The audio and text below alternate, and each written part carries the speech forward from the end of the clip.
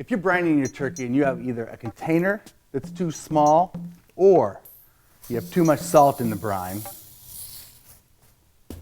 you're doing it all wrong.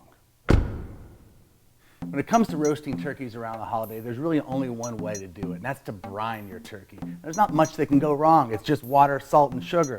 But often I see people put too much salt in the brine, and that's a big problem. You're going to roast this turkey afterwards, and all the skin's going to get all shriveled up, and the turkey's going to come out stringy and dry. Another big problem when it comes to brining is what we call in the restaurant business a blivit. That's a 20-pound turkey in like a 10-pound container. Like the breasts are hanging in a brine, but that's it.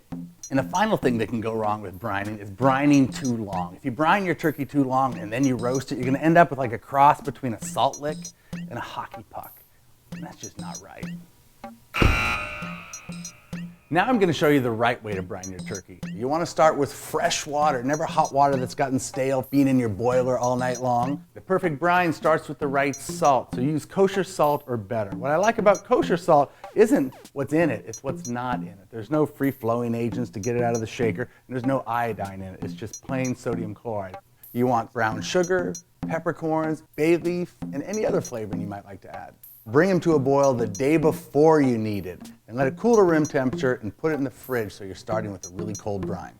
Now when it comes to the turkey itself, for some reason we have this macho turkey enorme thing. We don't like a 50-pound turkey. Well, a 50-pound turkey is tough and horrible. Try 2 smaller turkeys, right? You're gonna get twice as many parts and a very, very tender turkey to boot.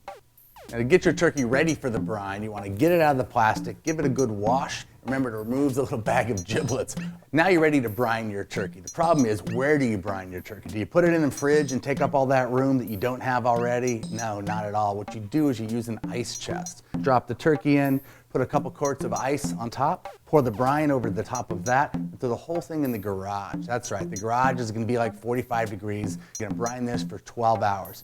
So you wake up in the morning, it's time to take your turkeys out of the brine, pat them dry, and I like to let them get to room temperature for about an hour. I think when you put a more room temperature meat into the oven, it's gonna be more tender and more delicious when it comes out.